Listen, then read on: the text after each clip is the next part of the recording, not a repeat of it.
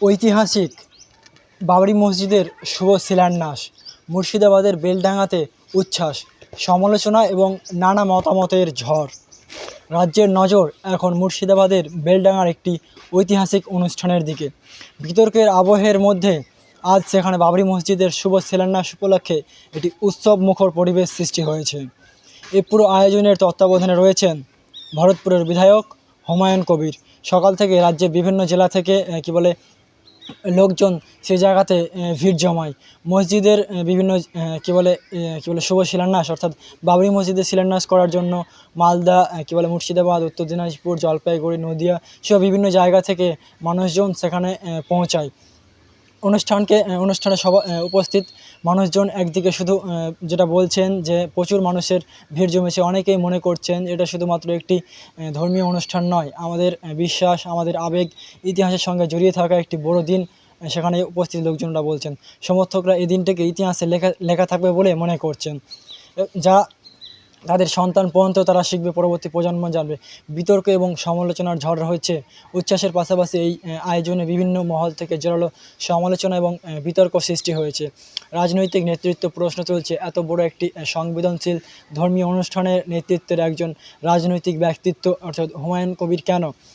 রাজনৈতিক উপস্থিতি, ধর্মীয় অনুষ্ঠানে রাজনৈতিক ব্যক্তিত্বের উপস্থিতি কতটা যুক্তিযুক্ত এবং তা নিয়েও অনেকেই প্রশ্ন তুলছেন।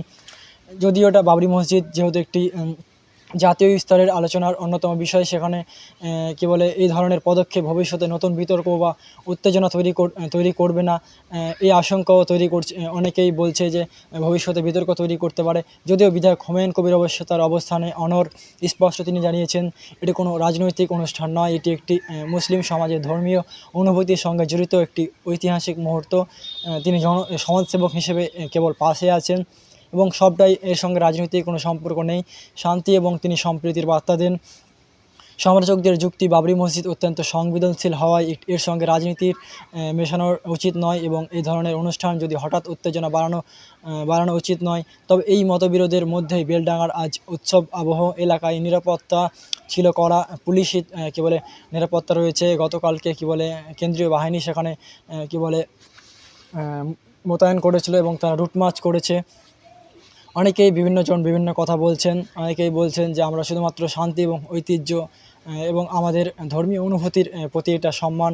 আজকের অনুষ্ঠান সেদিক থেকে আজকের এই বেলডাঙার যে চিত্র সেটি মিশ্র প্রতিক্রিয়ার সাক্ষী।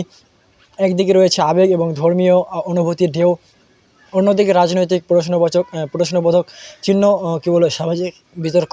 সাধারণ মানুষ এই ইতিহাসের একটি নতুন অংশের সাক্ষী হচ্ছেন।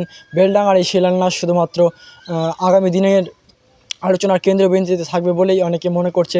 সামনে 2026-এ রাজ্যে বিধানসভা নির্বাচন রয়েছে, তাতেও এর প্রভাব পড়বে বলে অনেকে মনে করছে। এ নিয়ে আপনাদের মতামত কি? আপনারা কী ভাবছেন? হুমায়ুন কবির যে দৃষ্ট তা আপনারা আপনাদের মতামত জানাতে ভুলবেন না। অধিকার বুঝে নেব, উন্নয়ন বুঝে নেব, এটাই আমার কর্ম, এটাই আমার লক্ষ্য, এটাই আমার ইরাদা। এটা আপনারা আমাকে মন চাইলে নেতা মানবেন, না মানলে যাকে খুশি নেতা মানবেন। মুসলমান সমাজ আপনাদের নিজের পায়ে দাঁড়াতে হবে, কারো চক্রান্তের শিকার হবেন না, কারো প্রয়োজনে পা দেবেন না, কারো কথা শুনে নিজের আজকে কি হচ্ছে 2 বছর ধরে এই সরকারের আমলে? বোম মারছে কে? মুসলমান। মারছে কে? মুসলমান। মরছে কে? মুসলমান। কেস খাচ্ছে কে? মুসলমান। ডিম খাচ্ছে কে? মমতা বন্দ্যোপাধ্যায়ের পুলিশের দারোগা বাবুরা।